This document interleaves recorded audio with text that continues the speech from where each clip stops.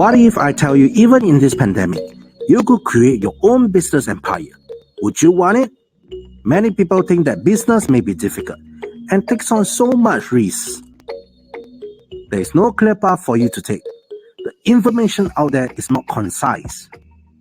So we created our 4-step business success plan. This is Kenneth.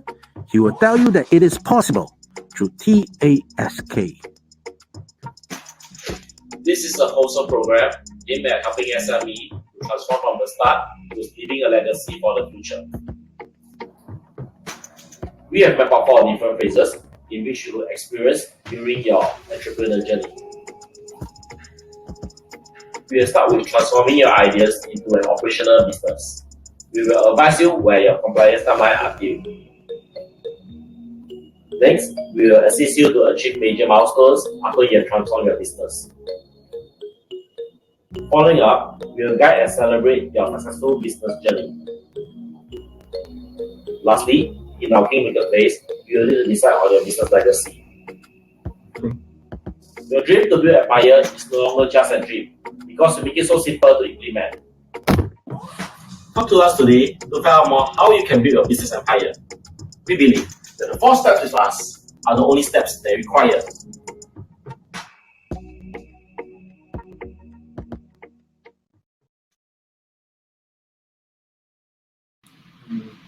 Hi everyone, thank you for joining us this evening. We sincerely appreciate you being on time and hope to provide you more details that you might be searching for.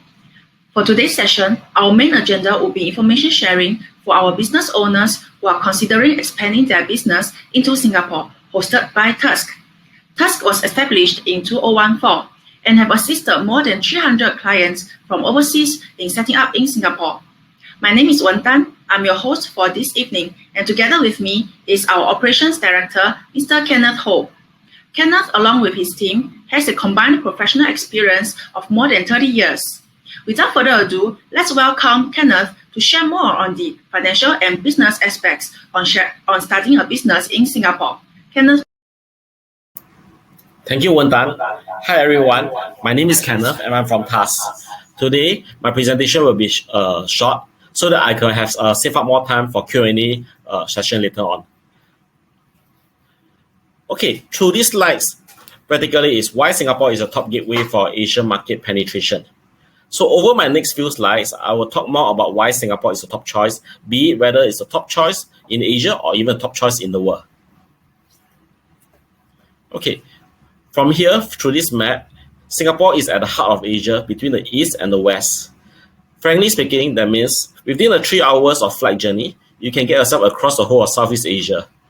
And further ado, with 5 to 7 hours of flights, you can get yourself across to many countries in around the Asia-Pacific region, be it in China, be it in India, or be it in Australia. So frankly speaking, it's the East meeting the West, and Singapore will be a transit point for your businesses between the East and the West, where you can grow it, be it as a regional HQ or as a global hub. Of course, Singapore has a very strong economical fundamentals. Why do I say so? Number one, with US being our largest trading partner and with Singapore being the largest foreign trading partner to China, this will easily connect both giant economies to enhance your business values and your business expansion. Furthermore, with a strong Singapore monetary policy, our currency with fluctuation is very easily predictable with a low fluctuation rate, and you can actually assure that your business expenses will be easily forecasted. As this graph has shown, Singapore comes up top on foreign direct investment inflows among all the key Asia-Pacific economies. Of course, in running a business, in managing a business, all businessmen wants definitely is low risk. As you can see, Singapore came in top in among all these countries. And why do we say so that we came in top? Number one, we have a very stable government, whereby our government do not get elected out every few years. Unlike in some other countries, even probably let's say Switzerland, governments may come and go, or even if at the federal government is being stable, they have to also have to account for the state government, where the state government may be different from the federal government. This will cause a lot of economic policies being failed to implement and causing business going haywire. Unlike in Singapore, we have a single government which has been in power for the last 50 years, and stability is the most importantly for all businesses. Besides having a stable government, Singapore also have a very high literacy rate of almost 97% of its population being at least having a secondary education. And besides having a high education workforce, highly educated workforce, our government will continuously support lifelong learning for employees. The moment you step into the workforce, the government will strongly encourage all employees to further their skills, further their knowledge, so that they can meet the ever-changing economical demands. As this graph has also showed, we are on par with almost the developed countries like New Zealand, whereby Singapore has a very strong labor participation rate of almost 70%. And this is definitely a good news for many IT firms. Be it your local IT firms or your foreign IT firms, setting up base in Singapore is definitely your top choice now. Why do I say so? Because the government has a goal to become a smart digital nation by 2025. And with a strong government support, there will be a lot of government contracts being dished out. So be it your local entrepreneurs or foreign entrepreneurs, by setting up in Singapore as a Singapore registered entity, you'll be able to bid a Singapore government contract to service the government's goal. And these are some of the statistics which have shown that Singapore is on its way to become a smart nation. We are first in Asia, being the best digital transformation environment, first in the world, being the best performing smart city, and through this Smart Nation program, it generates almost 13.2 billion yearly into our GDP. Of course, running a business, beside risk and beside managing risk, definitely most important is the transparency. So we are the least corrupted countries in the world, and with probably the best in Asia and third in the world with out of almost 180 countries, and with a high index score of 85. Okay, now we come to the more technical aspect of why entrepreneurs are choosing Singapore for their global expansion. Number one, simplified process. Basically, a very minimal documents is required, such as your passport copy, your proof of address, and probably your resume will do. And we do have a simplified tax regime where, unlike in some other countries, they have many tax regime.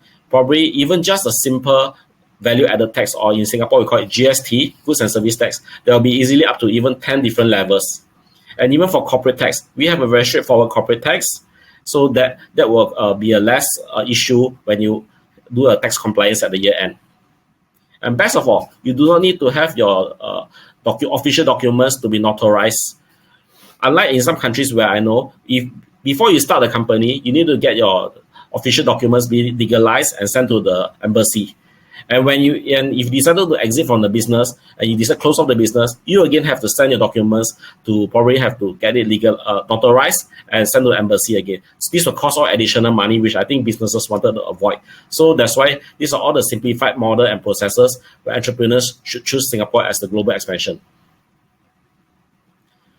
Okay, in this slide, I will summarize all the business in a nutshell, whereby we are the second lowest in Asia, or should I say in the world, with a corporate tax of only 17%. The lowest being is in Hong Kong, which is at 16%.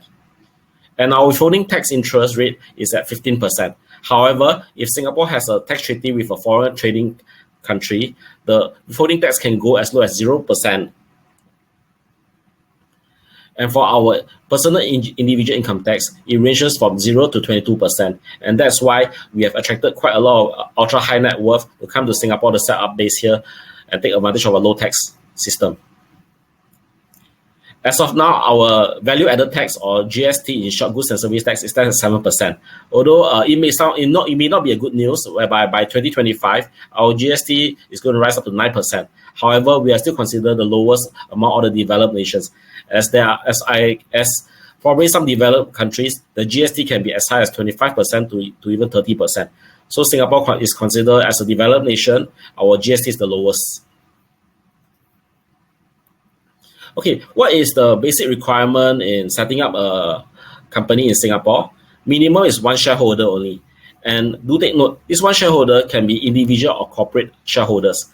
And foreigners can own 100% without parting away their shares. Of course, besides having a shareholder, the other officers involved are a minimum. There's one resident local directors is involved, and minimum is one company secretary is required. And of course, you need a local registered office address for local compliance purpose. Okay, after presenting so long, we have also shown you, and these are some of these tech firms in the world. Out of the top 100 tech firms in the world, or should I say tech giants, 80% have set up base in Singapore, be it as a regional HQ or as a global HQ. Now, of course, one of these example is Dyson, which is shown here. They have relocated their global HQ from UK into Singapore. And practically, we have also some notable startups from Singapore, which have become a unicorn status, such as Grab and RedMart. Okay, these are some of the services which we are offering to our clients from So you can be assured that from your incorporation of formation of a company to acting as a company secretary and even your local resident director to complying to the accounting and taxation, we are able to provide you one-stop services. So you can rest assured that you can save the troubles in running to different service provider. With tasks, it's all under one roof.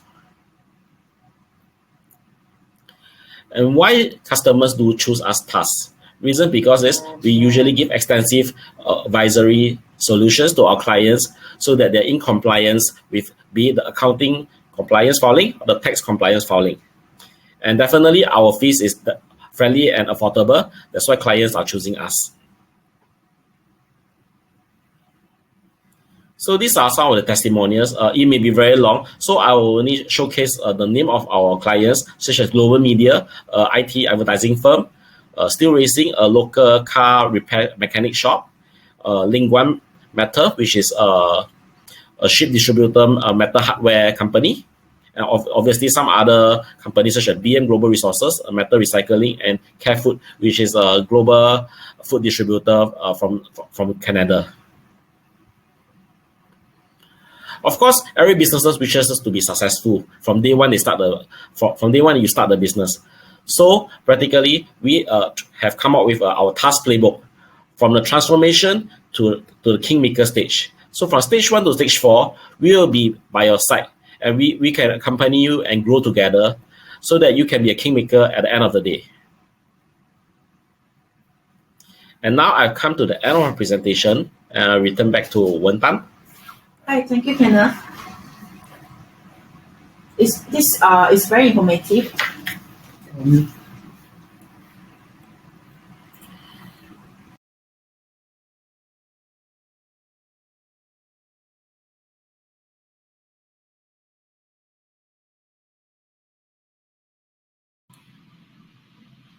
Thank you, Kenneth. It's a very informative session.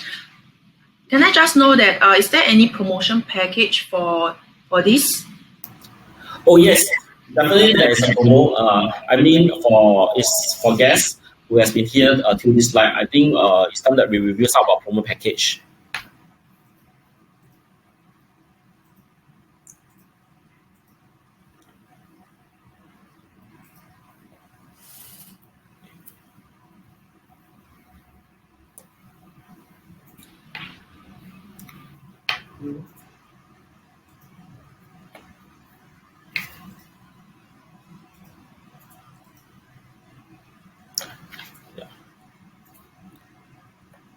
Okay, so practically for clients, for the first 30 sign-ups before 15 November, clients will get additional 6 months of compliance regulatory roles, such as the nominee director, company secretary, and the registered office.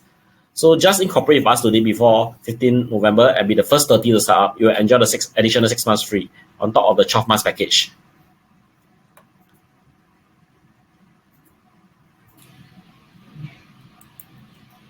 Wow, that's very good.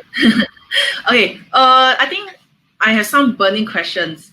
I'm sure some of us also have some questions, right? You can write it inside our chat. We'll answer you one by one. For now, if let's say no questions, I will be asking some questions. Yeah.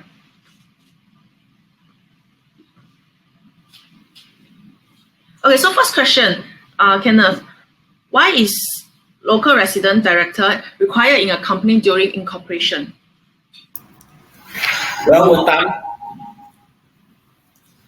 a local resident director is mandatory by under the Companies Act. And the purpose of why a local resident director is required is in the event that something goes wrong, this local resident director will be responsible for all the actions in the company. So technically speaking, this local resident director is also a very high risk position where not many companies are, or should I say not many individual professionals are willing to take up this role. But at TAS, be assured that all our nominee director representative are all highly educated professionals, and we also have to vet through all our clients before we accept and engage with our new clients. So strictly speaking is obviously clients who are high risk, we will also have to reject. I see. Now, okay, is there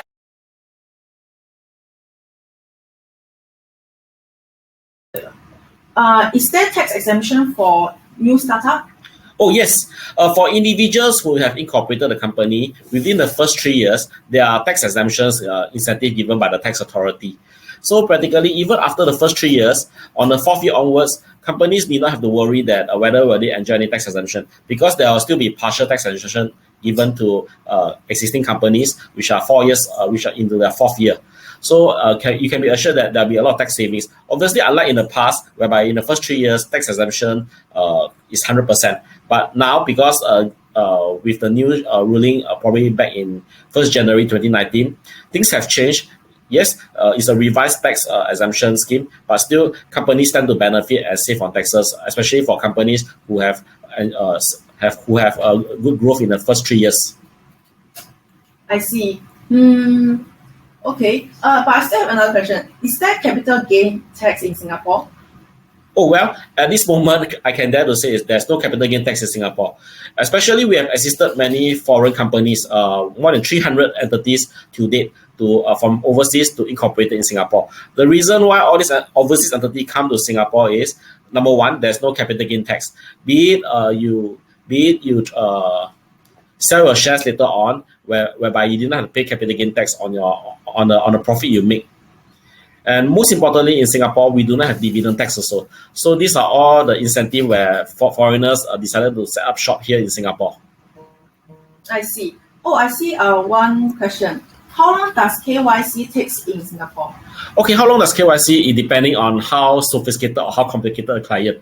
Obviously, if let's say you are a politically exposed person, let's say you are probably some relative to the US president, or maybe you are some relative to the Thai monarchy, then definitely the KYC will take longer. But if you're just a normal average businessman, the KYC in Singapore should be less than a day. We can get it done out for you. So rest assured that KYC is a very simplified process. As long as your documents are all in order, yes, the KYC can be done within 1 day, and the incorporation can be done also within the next day.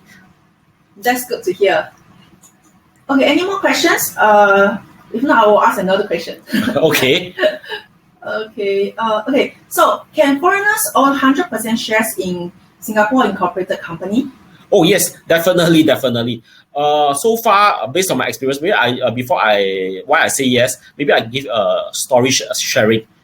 In the past, when I used to travel before COVID, I used to travel to countries such as China, Vietnam, India, and even to some European countries to speak to potential businessmen. What I understand that there are some unscrupulous service provider giving the wrong information. So I would like to strongly appeal to all my viewers here today. Please do not fall into this unscrupulous people's solution, telling you that in Singapore you need to part away maybe 20%, 30% of the shares, whereby this is the false news. I would like to clarify that foreigners can 100% own shares in a Singapore registered entity. So rest assured that you can incorporate safely 100%, and there won't be any penalty or being penalized on this. Great, that's good. Yeah. Okay. Any more questions? Or maybe we can wait for a while. Okay. While we are waiting, I would like to ask Kenneth, as a foreigner based based overseas, right? Do I need to fly to Singapore physically to incorporate a company? Okay, I could say, well, because of COVID, I think things have changed whereby we can work online. So definitely foreigners, even before COVID or even during now COVID, this pandemic, I could dare to say that foreigners did not have to come in physically to incorporate a company. As long as you can provide your official documents, your passport copy, your proof of address, and even additional documents if required, then I think you can safely incorporate an entity with us in Singapore. And all this can be done online, very simple process. So I can be rest assured that if all documents are ready and if there's nothing wrong, no further pending approval from the authorities, your incorporation can be done within even the next 24 to 48 hours. But on the same hand, I would normally will not overpromise my clients. I would rather underpromise and overdeliver. So at TAS, this is our philosophy: underpromise but over delivered. So we will simply tell our clients is between 3 to 5 days of incorporation time. Okay. I think I have one more question. Okay. Okay. How much do I have to prepare to start a company?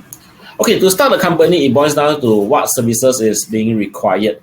Because in Singapore, I could dare to say that especially for incorporation wise, it boils down to what type of service provider you're looking at instead of the price. Because if you are looking for someone where you can actually give a call or a ring and someone pick up, then definitely this is a service-oriented company. So definitely with a good service, the cost will definitely be much higher than expected.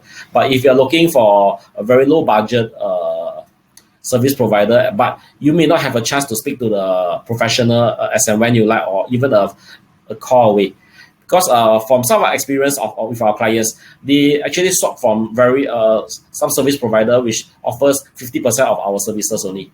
But why they switch over, the reason is they want to find someone physically talk to for advice, for solutions, not speaking to machines. I mean, these days, yes, many service providers will offer very low rates, but at the end of the day, you may not get the chance to speak to, or maybe you are probably speaking to a robot or some automated machines.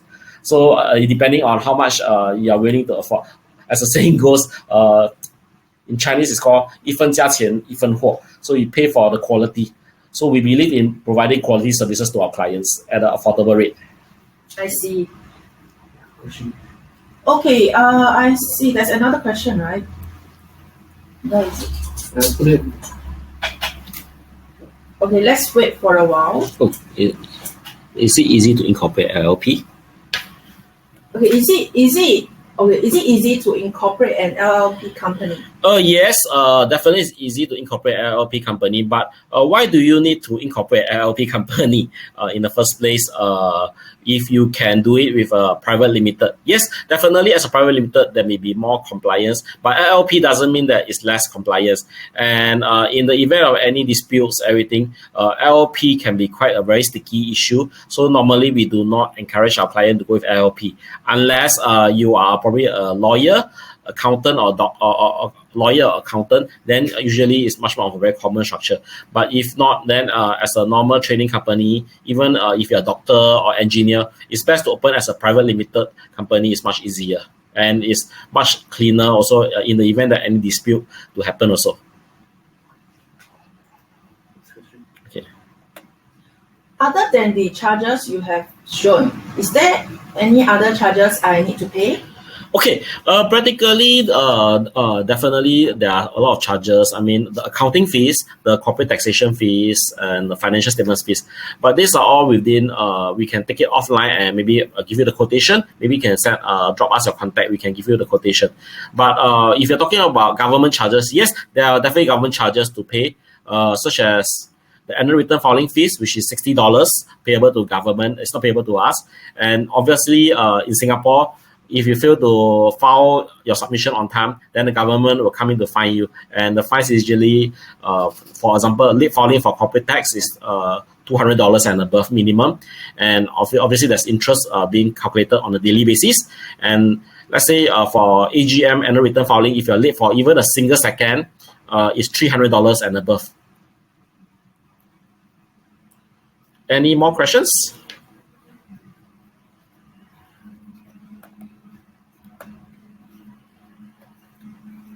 Okay, while we are waiting, maybe Kenneth, you can show your contact number.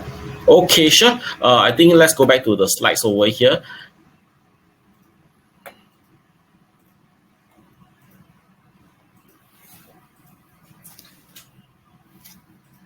Yeah, okay.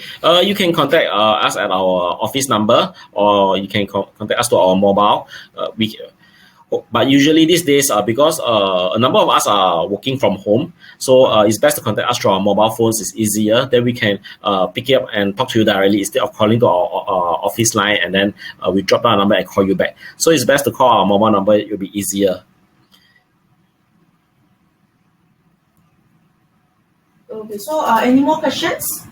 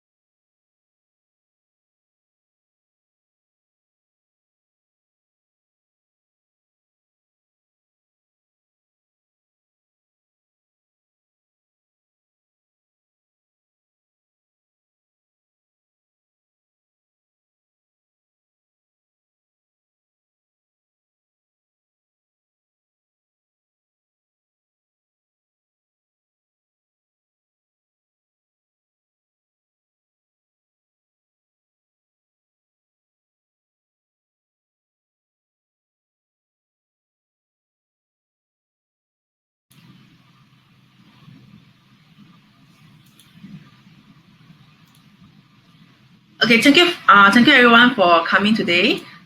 We'll close this now. So before that, I want to mention about our email address so that you can contact us if you have any more questions. Our email contact is at sales@task.com.sg. sales@task.com.sg. Feel free to contact us. See you.